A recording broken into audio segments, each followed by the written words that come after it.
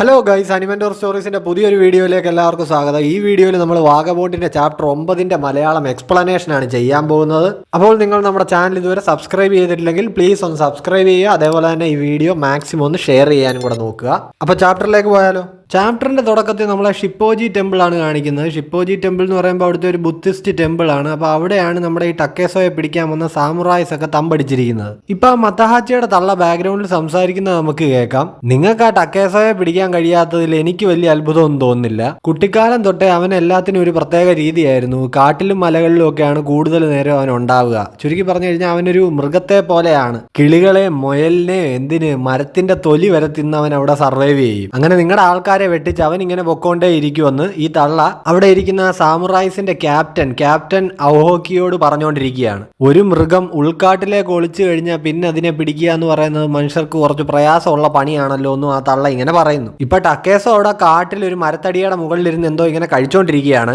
അപ്പൊ പെട്ടെന്ന് അവിടെ എന്തോ ഒരു ഒച്ച കേട്ടിങ്ങനെ നോക്കി കഴിയുമ്പോൾ കുറെ നാട്ടുകാർ അവിടെ ഇങ്ങനെ ഈ ടക്കേസോയെ തെരഞ്ഞ് നടക്കുകയാണ്. അപ്പൊ ഉടനെ അവൻ ആ മരത്തടിയുടെ പുറകിൽ ഒളിക്കുന്നുണ്ട്. ഈ നാട്ടുകാരും എന്റെ പുറകെയാണോ എന്നിങ്ങനെ ചിന്തിച്ചിട്ട് അവൻ അവരുടെ ശ്രദ്ധ അങ്ങോട്ട് മാറുമ്പോൾ അപ്പുറത്തെ സൈഡിലേക്ക് ഓടുന്നുണ്ട്. ഈ ടക്കേസോ നേരെ ചെന്ന് ചാടുന്ന അവിടെ വിറക് ശേഖരിച്ചുകൊണ്ട് വരുന്നൊരുത്തന്റെ മുന്നിലേക്കാണ്. അപ്പൊ അവൻ ടക്കേസോയെ കണ്ടാകെ ഇങ്ങനെ പകച്ചു നിൽക്കുന്നുണ്ട്. ടക്കേസോ അവനെ ഒന്ന് കലിപ്പിച്ച് നോക്കുന്നു. അപ്പൊ അവനാകെ വിറച്ച് നിൽക്കുകയാണ്. അവൻ അവിടെ നിന്ന് ഷിൻമെൻ ടക്കേസോ എന്നൊക്കെ പറഞ്ഞിങ്ങനെ പേടിച്ച് നിൽക്കുകയാണ്. അപ്പൊ ടക്കേസോ അവനോട് പറയുന്നു, മത്തഹാച്ചി ഇപ്പോഴും ജീവിച്ചിരിപ്പുണ്ട്, നീ ഈ കാര്യം അമ്മൂമ്മയും ഒഡ്സൂനെയും പോയി അറിയിക്കണം, എനിക്ക് അത്രേ വേണ്ടു, അപ്പൊ അത് കഴിഞ്ഞാൽ ഞാൻ ഈ ഗ്രാമം വിട്ടു പോയേക്കാവുന്നു. പെട്ടെന്ന് ആരുടെയോ കാൽപെരുമാറ്റം കേൾക്കുന്നു. അപ്പൊ അങ്ങോട്ടേക്ക് ഓടാൻ തുടങ്ങിയ ഇയാളുടെ വാ പൊത്തിപ്പിടിച്ചുകൊണ്ട് ടക്കേസോ അവിടെ മറഞ്ഞിരിക്കുന്നുണ്ട്.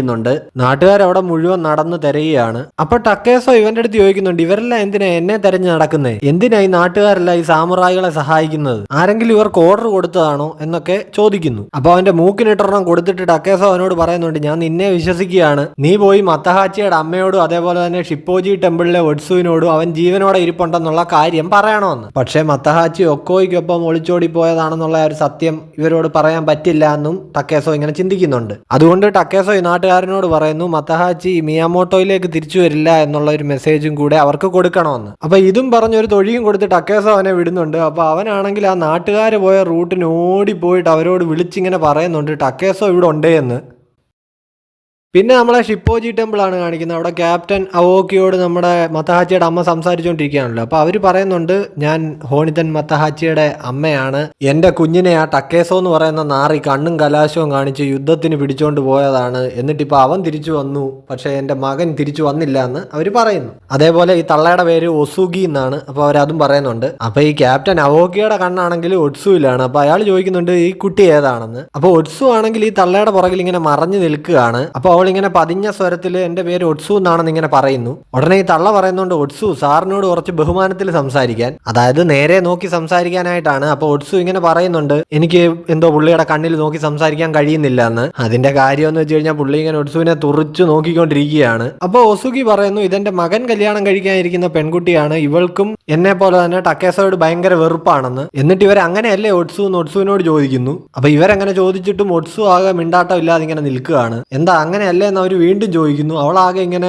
പരിങ്ങി നിൽക്കുകയാണ്. എന്നിട്ട് അവളൊന്ന് മൂളുന്നുണ്ട്. അപ്പൊ ഇവർ പറയുന്നു, മൂളലൊന്നും പറ്റില്ല, അതേന്ന് പറയാൻ പറയും. അപ്പൊ അവൾ അത് കേട്ടിട്ട് അതേന്ന് പറയുന്നുണ്ട്. അപ്പൊ ഈ ഒസുഗി അവോക്കിയോട് പറയുന്നുണ്ട്, ഒഡ്സുവിനോട് ക്ഷമിക്കണം, ഇവളൊരു അനാഥ കുട്ടി ആയതുകൊണ്ട് തന്നെ എങ്ങനെ മറ്റുള്ളവരോട് പെരുമാറണമെന്നൊന്നും ഇവർക്ക് പ്രോപ്പറായിട്ട് പഠിപ്പിച്ചു കൊടുക്കാൻ ആൾക്കാരൊന്നും ഇല്ലായിരുന്നു. ഇപ്പൊ തന്നെ 17 വയസ്സുണ്ടെങ്കിലും വലിയ ലോകപരിചയമൊന്നും ഇല്ലാത്ത കുട്ടിയാണ് ഇവളെന്ന്. നീ ഹോനിതൻ കുടുംബത്തിന്റെ മരുമകളാവാൻ പോകുന്ന പെൺകുട്ടിയാണ്, അപ്പൊ അതിൻ്റെതായ പക്വതയൊക്കെ കാണിക്കണം എന്നീ തള്ള ഒഡ്സുവിനോട് പറയുന്നുണ്ട്. അപ്പൊ അവളാണെങ്കിൽ ഇതിങ്ങനെ തല കുനിച്ച് കേട്ടോണ്ട് നിൽക്കുകയാണ്. അപ്പോൾ ഗൈസ്, വളരെ പെട്ടെന്നൊരു കാര്യം പറഞ്ഞോട്ടെ, ആരും സ്കിപ്പ് അടിക്കരുത്. നമ്മുടെ ചാനൽ 400 സബ്സ്ക്രൈബേഴ്സ് ക്രോസ് ചെയ്തിട്ടുണ്ട്. അപ്പൊ അതിന് ആദ്യമായിട്ട് ഒരു വലിയ താങ്ക്സ്. ഇപ്പൊ നമ്മൾ ചെറിയൊരു ടാർഗറ്റ് വെക്കുകയാണ്, അതായത് 500 സബ്സ്ക്രൈബേഴ്സ് എത്തിക്കാൻ വേണ്ടിയിട്ട് നമ്മുടെ ഈ വീഡിയോ നിങ്ങളുടെ മാങ്ക കണ്ടന്റ്സ് ഫോളോ ചെയ്യുന്ന ഫ്രണ്ട്സിന് മാക്സിമം ഒന്ന് ഷെയർ ചെയ്ത് കൊടുത്തിട്ട് നമ്മുടെ ചാനൽ ഒന്ന് സബ്സ്ക്രൈബ് ചെയ്ത് സപ്പോർട്ട് ചെയ്യാൻ പറയുക പ്ലീസ് ഫ്രണ്ട്സ്. അപ്പോൾ ഇനി ചാപ്റ്ററിലേക്ക് പോവാം. ഇപ്പൊ മത്തഹാച്ചിയുടെ വീടാണ് കാണിക്കുന്നത്. അവിടെ ഇങ്ങനെ ഒസുഗി രാത്രിയിൽ നിന്ന് ഇങ്ങനെ പ്രാർത്ഥിച്ചുകൊണ്ടിരിക്കുകയാണ്. മത്തഹാച്ചി, നീ ജീവനോടെ ഉണ്ട്, നീ മരിച്ചിട്ടില്ല എന്ന് അമ്മയ്ക്ക് അറിയാമെന്നൊക്കെ പറഞ്ഞ് അവരിങ്ങനെ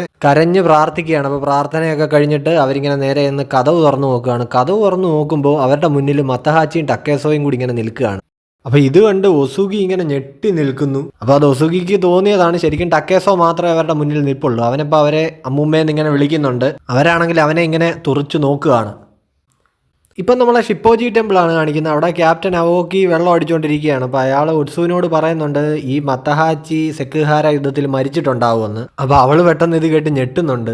ഈ ടെമ്പിളിലെ പുരോഹിതൻ ഇവരുടെ കൂടിയിരിപ്പുണ്ട്. അപ്പോൾ അയാൾ ഒട്സുവിനോട് പറയുന്നുണ്ട് നമ്മുടെ ഗസ്റ്റിന് കുറച്ച് സെയ്ക്ക് ഒഴിച്ചു കൊടുക്കാൻ. ഇത് കേട്ട ഒട്സു ആ സെയ്ക്ക് ഒഴിച്ചു കൊടുക്കുന്നുണ്ട്. പക്ഷെ അവളത് ഒരു കൈ കൊണ്ട് പിടിച്ചാണ് ഒഴിച്ചു കൊടുക്കുന്നത്. അപ്പോൾ ഉടനെ ആ പുരോഹിതൻ പറയുന്നുണ്ട് ഒട്സു അതൊരു റൂഡായിട്ടുള്ള ബിഹേവിയർ ആണെന്ന്. അപ്പോൾ അവോക്കി ആണെങ്കിൽ ആ പുരോഹിതനോട് പറയുന്നുണ്ട് ഇനിയും താൻ പൊക്കോ, തന്റെ കമ്പനി ഇവിടിനെ ആവശ്യമില്ലെന്ന്. അപ്പോൾ ഈ പുരോഹിതൻ ചോദിക്കുന്നുണ്ട് ഒട്സു കല്യാണം ഉറപ്പിച്ചൊരു പെൺകുട്ടിയല്ലേ, അപ്പൊ അവളെ ഇവിടെ ഒറ്റയ്ക്ക് വിട്ടിട്ട് എങ്ങനെയാന്നൊക്കെ. അപ്പൊ ഈ അവോക്കി പറയുന്നുണ്ട് അവളെ കെട്ടായിരുന്ന മത്തഹാച്ചി എന്തായാലും മരിച്ചല്ലോ, അപ്പൊ കുഴപ്പമില്ല താൻ പൊക്കോളാൻ. അപ്പൊ എതിർപ്പ് പറയാൻ കഴിയാത്തതുകൊണ്ട് ഈ പുരോഹിതൻ കഥ അടച്ചിട്ട് പുറത്തേക്ക് ഇങ്ങനെ ഇറങ്ങുകയാണ്. അപ്പൊ അയാൾ പറയുന്നുണ്ട് ഒരു പുരോഹിതൻ എന്ന നിലയ്ക്ക് ഞാൻ ഒരു പരാജയമായി പോയോ എന്നൊക്കെ അയാൾ ഇങ്ങനെ ചിന്തിക്കുന്നു. അപ്പൊ മുറിക്കകത്തിരുന്ന് ഈ അവോക്കി ഒട്സുവിനോട് പറയുകയാണ് ഈ യുദ്ധത്തിലൊക്കെ ആൾക്കാർ പെട്ടെന്ന് മരിക്കും. മത്തഹാച്ചിയുടെ കാര്യം നോക്കുകയാണെങ്കിൽ അവൻ കുതിരപ്പുറത്ത് നിന്നൊന്നും അല്ലല്ലോ യുദ്ധം ചെയ്തത്, നടന്നല്ലേ യുദ്ധം ചെയ്തത്. അതേപോലെ തന്നെ അവന്റെ ഉണ്ടായിരുന്ന ആയുധമായിരുന്നെങ്കിൽ ഒരു കുന്തവും. അപ്പൊ അവൻ രക്ഷപ്പെടാൻ ഒരു ചാൻസും ഇല്ല എന്ന്. അപ്പൊ ഈ ഒട്സു പറയുന്നുണ്ട് ടക്കേസോട് അത്രയും വന്നില്ലെങ്കിലും മത്തഹാച്ചിയും സ്ട്രോങ് ആയിട്ടുള്ളൊരു മനുഷ്യനാണെന്ന്. അപ്പൊ ഈ അവോക്കി പറയുന്നുണ്ട് ആ ടക്കേസോ ഒക്കെ ഇപ്പൊ ഉടനെ തന്നെ എന്റെ ആൾക്കാരുടെ കൈകൊണ്ട് തീരുമെന്ന്. അതേപോലെ മത്തഹാച്ചി മരിച്ചു എന്നുള്ളത് നീ അക്സെപ്റ്റ് ചെയ്യണമെന്നും